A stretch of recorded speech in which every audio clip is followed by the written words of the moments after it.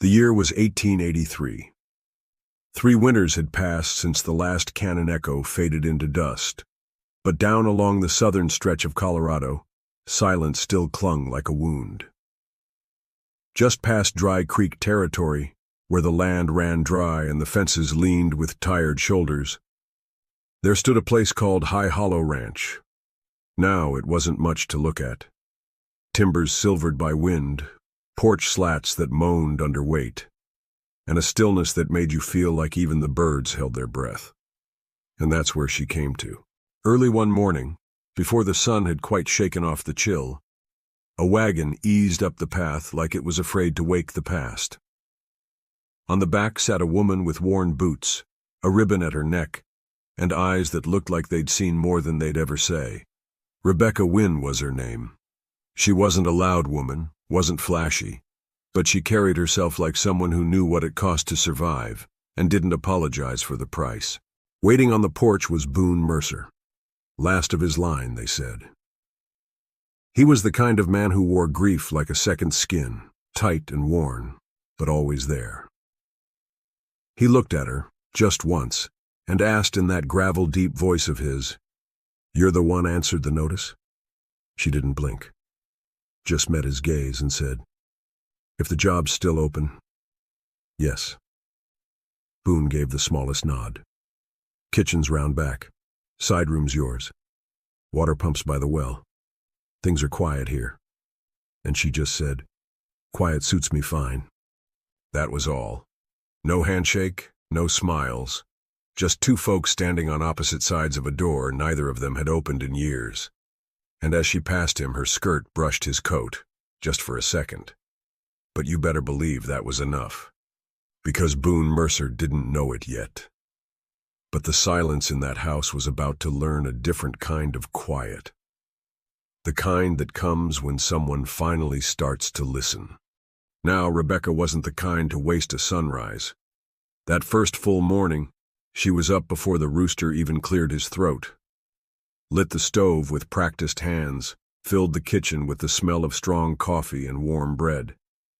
She didn't make a fuss about it, just worked like she'd always done.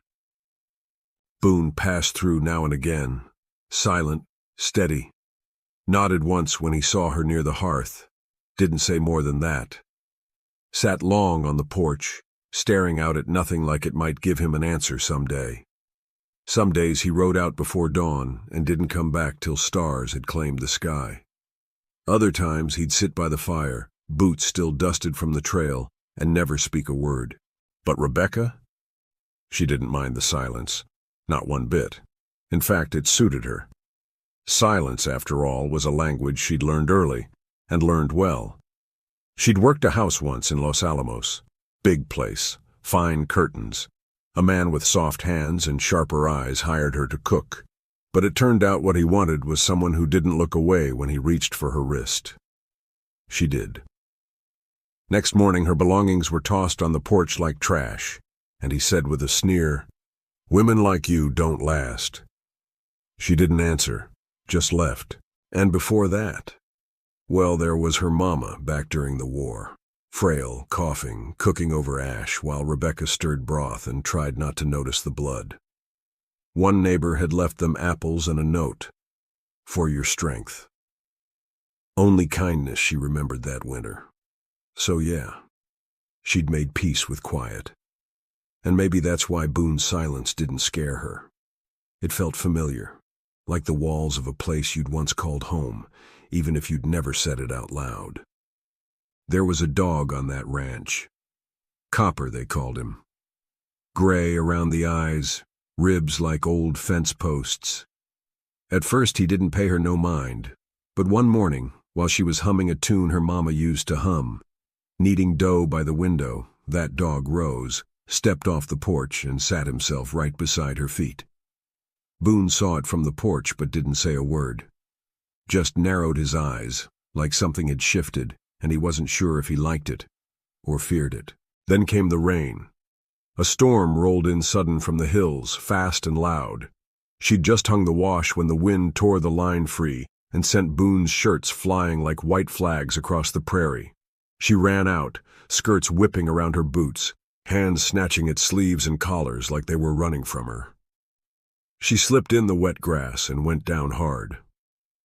But before she could scramble to her feet, a hand caught hers. Boone.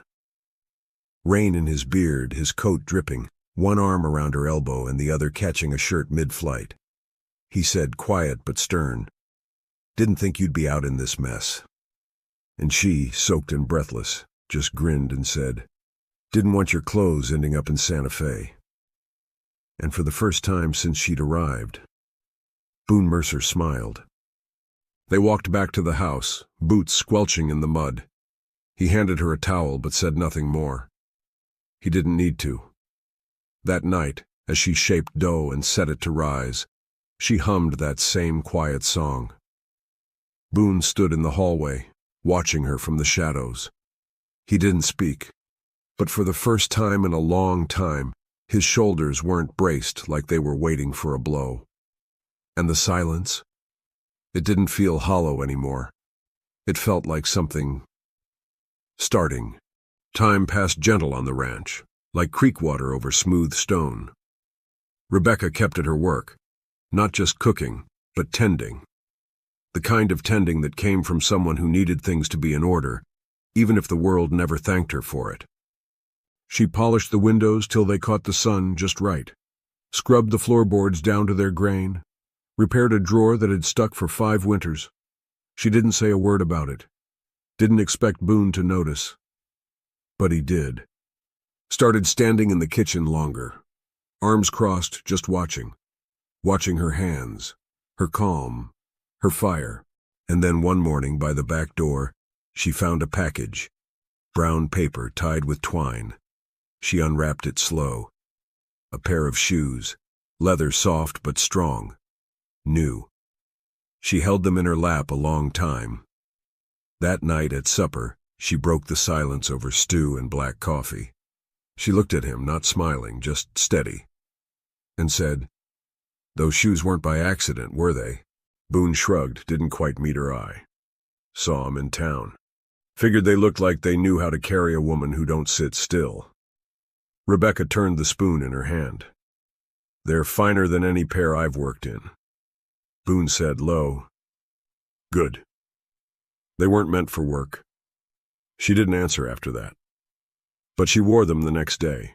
That evening, long after she'd gone to bed, Boone stayed up by the fire, sat quiet at the table, hands resting on the edge of a drawer he hadn't opened in years. When he finally pulled it out, the scent of old lavender rose up. Inside was a bundle, her ribbon, a button, and a folded piece of paper. It was the last note his wife had written before she passed. It read, "Boone, if I don't make it, don't let the house die with me. Let it breathe again. Plant something. Talk to someone. Don't disappear with the dust." He read it twice that night, and a third time before the fire went out. Next morning he didn't speak much, but there was a different weight in his step. A little less burden, a little more pull toward the kitchen. And beside her plate that evening, he left a second gift. A silver brooch shaped like a columbine in bloom. No card, no explanation. Just a quiet offering. Rebecca picked it up gently, turned it in her fingers like it was a thing too lovely to touch. She didn't say thank you, but she didn't have to. Later that week, while folding linens, Boone handed her something else. It was a drawing. Crayon on wrinkled paper. 2 stick figures in front of a lopsided house with flowers out front. He said, "My wife drew it, right after she told me we were expecting." He looked away then, voice tight. "After she died, I shoved it in a drawer. Couldn't stand to see what never came." Rebecca traced the paper with her thumb and said, quiet but sure, "It's still growing, Boone. You just planted it different." They didn't say more that night, but something deep in the house let out a breath. Like the old wood had waited years to exhale. Because that's the thing about healing. It doesn't announce itself. It just shows up and takes root. Trouble don't always ride in loud. Sometimes it comes sealed in an envelope and walks through your door like it belongs there. Boone came back from town one morning with dust on his boots and a letter folded tight in his hand. He didn't say much, just laid it on the table where the morning light hit it like a warning. Rebecca picked it up and opened it slow. Read every line twice. It was from Roland Haynes, Boone's brother-in-law by marriage only. Claimed he had rights to the land, claimed Boone's late wife had left him her share, and he was coming to take it. Boone stood behind her, jaw set tight, said, "Never saw that letter before. Never heard a word from him after she passed. Now he wants a piece of this?" Rebecca didn't flinch. She looked at the signature, ran her finger across the lines. Then she said, "The handwriting's off. The seal's wrong, and the date's 2 weeks after she died."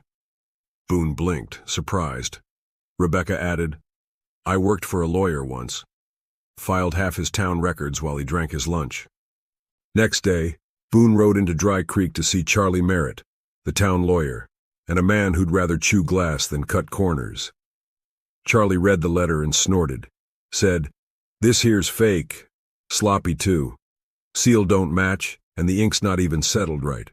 Whoever flagged this caught him red-handed." Boone nodded. "That'd be her." Charlie looked out the window, then back. "She's sharp. You better hold on to that one." That night, Boone stood by the barn under a sky bruised with stars. He stared out over the land like it might vanish under his boots. And he thought, what if I lose it all? He'd already lost once. He knew the shape of that kind of hollow. Only difference now. Someone else lived in the house. A week later, Roland showed up. Rode in with 2 men behind him. Quiet types with cold stares and too much leather. Boone was already on the porch. Rebecca stood beside him, calm as sunrise. Roland dismounted with a grin, said, "Still clinging to your claim, Boone?" Funny thing about grief, it makes folks sloppy. Boone didn't answer. Rebecca did. "You're a little late for sympathy, Mr. Haynes." Roland looked her up and down. Didn't realize the help spoke for the land now. She took a step forward.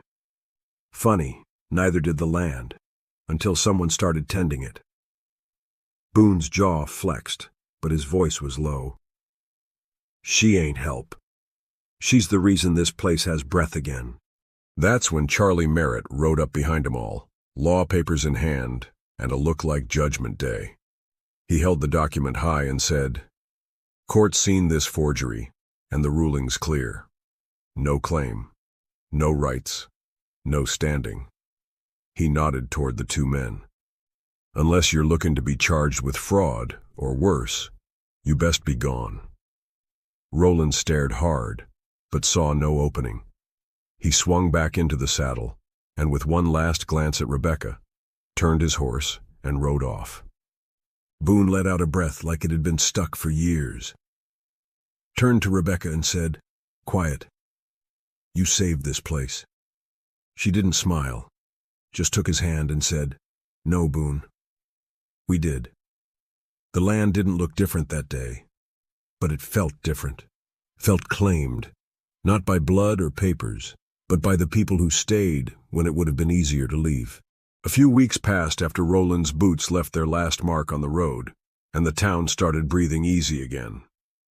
One Sunday morning, Boone came into the kitchen with a clean shirt and the kind of careful energy that meant something was on his mind. He stood there a moment, thumb hooked in his belt, eyes just brushing across her face. And then he said, "There's a church picnic today. I thought maybe we could go." Rebecca turned from the stove, wiped her hands on her apron. "You haven't stepped foot in that crowd in years. Maybe that's the reason I should." She nodded once. "All right then, let's go." She wore her blue dress, patched but proud, and tied her hair with the same ribbon he'd found between the pages of her book. He hitched the wagon, and they rode into Dry Creek together, side by side, like it wasn't something new at all. But it was, and people noticed. They noticed Boone Mercer, Silent Boone, sitting tall beside a woman who wasn't his wife, but sure looked like she belonged. Whispers stirred like leaves underfoot. "Is that him?" someone muttered. "Thought he'd gone full ghost. That's the woman staying with him, ain't it?" But Boone didn't flinch, just tipped his hat when Amos Griggs greeted him with a gruff, "Glad to see you back among the living." And Rebecca? She walked with quiet poise, like she'd seen stairs before and knew how to keep her chin steady through 'em. Mrs. Tilly Grant, who ran the pie table like a frontier general, bustled up and gave Rebecca a once-over, then a kind smile. "You must be the one we've been hearing about.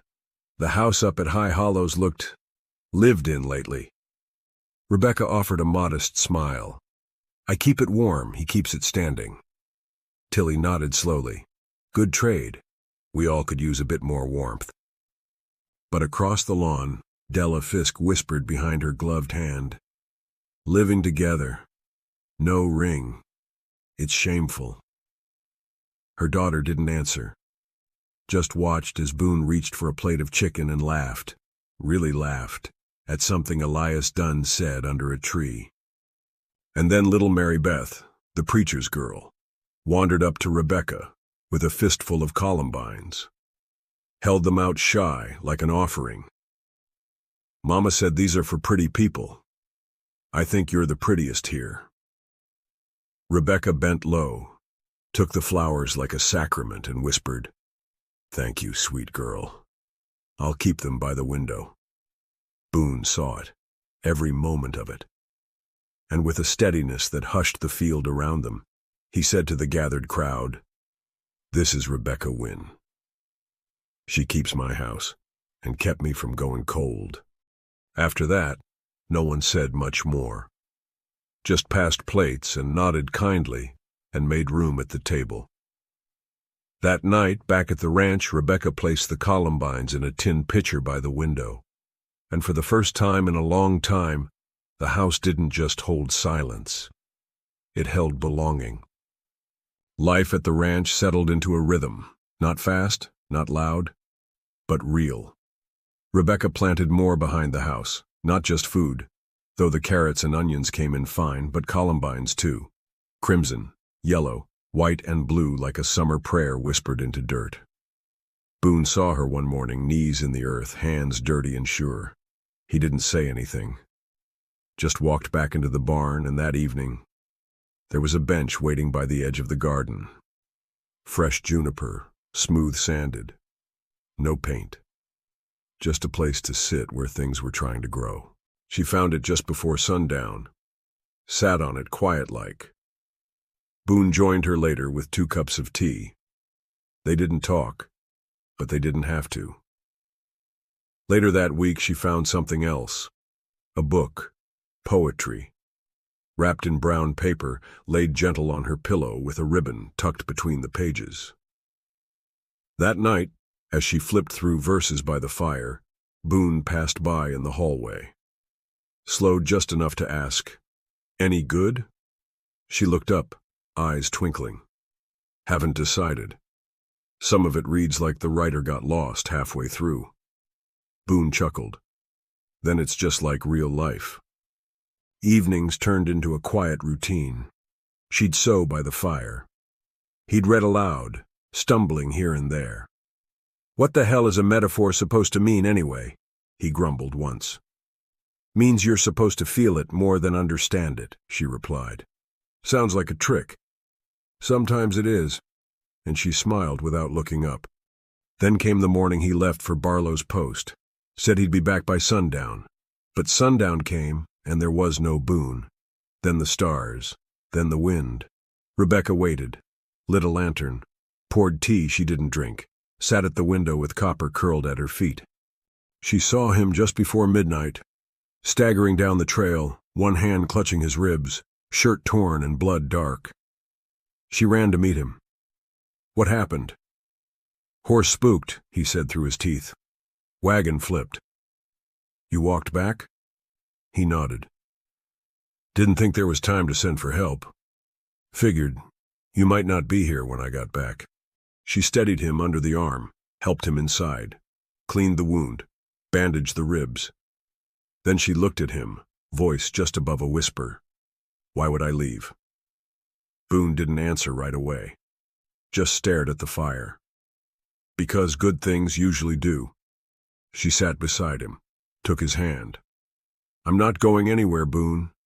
Not unless you ask me to. He didn't say a word, but the way his fingers curled around hers said enough. Boone healed slow. That kind of hurt doesn't rush.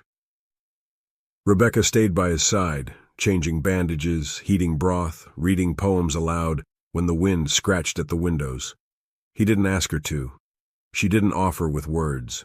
It was just understood. Then one evening, with the sun folding soft over the ridge, she sat out back on the bench he'd built. Hands in her lap, eyes on the columbines that now bloomed where nothing once dared grow. Boone stepped onto the porch, slow and careful, but walking strong. He made his way to her side without a word, and just stood there a spell before he sat. Finally, he said, I used to think this land would bury me.